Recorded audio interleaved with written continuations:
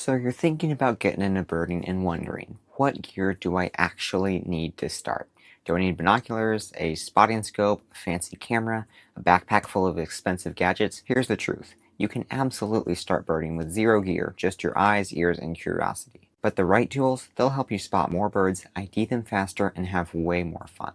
In this video, I'll break down exactly what birding equipment beginners need, what's nice to have, and what you can skip for now. Let's get started. Number one is binoculars. Binoculars are the number one piece of gear birders use, and that's for a good reason. They let you see birds clearly from a distance, they help you spot field marks, and enjoy birds without disturbing them. Here's the deal. You don't need to spend a fortune to get a solid pair. Here's what you're going to want for some beginner-friendly binoculars. The best binoculars for beginners is 8x42. This is 8 times magnification and 42mm lenses. This provides the perfect field of view for you to be able to find birds quickly and still have enough zoom to actually be able to see them. What you want to avoid is those tiny travel binoculars. They're really hard to use and not very birding friendly. The ones that I would recommend is the Celestron Trail Seeker 8x42s, or if you want one a little bit cheaper, you could go with the Vortex Diamondback HD. Both these binoculars are really sharp, pretty affordable. I think the Celestron Trail Seeker ones go for about $350 right now. I'll put a link in the video description below so you can check the current price. And then the Vortex Diamondback ones are, I believe, a little cheaper, but I've never tried them out before, so I can't say how good they are, but from what I've read online, those are also a solid choice for beginners. Second thing you'll want, if you don't have it already, is the Merlin Bird ID app. This is your free, always with you field guide and sound ID tool. It's made by the Cornell Lab for Ornithology, and the Merlin Bird ID app helps you identify birds by sound in real time, and it's pretty crazy how accurate it is, and it can also identify a bird from a photo.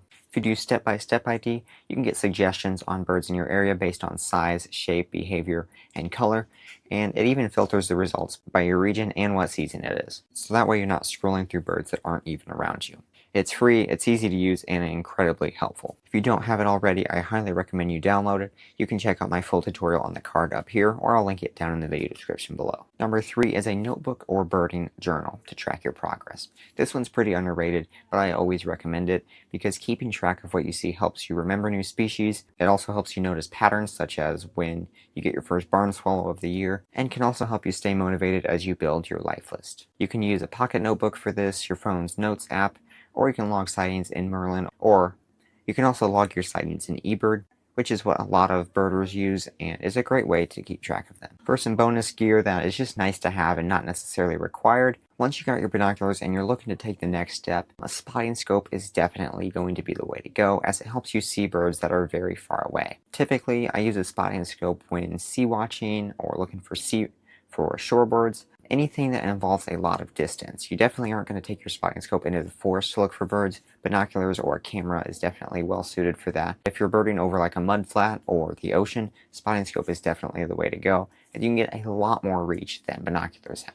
I use the Hawk Endurance ED 85mm, and I've had a lot of success with that scope, and so that would be the one that I recommend. You can check it out in the video description below, and like I said, it is definitely not necessary for beginners, but it's a lot of fun once you get it. You also might want to get a nice camera. It's not essential, but it's pretty fun to snap photos and start to build a photo life list. I've had a lot of fun just playing around with my camera. You're definitely going to want a pretty long lens. I would say at minimum, maybe like a 70 to 300mm lens, but ideally something closer to around 400 to 600mm.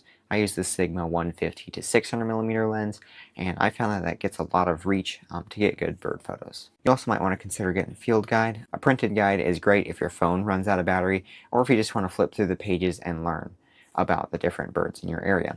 I like the Sibley's guide the best. If this video is helping you feel more confident about your gear choices, go ahead and hit that like button, as it helps beginners find this guide, and also subscribe to Better Birders so you don't miss any upcoming videos. So let me know in the comments what's one piece of gear that you're thinking about getting, and also check out this video right here for 10 gifts every birder will love. I'll see you there.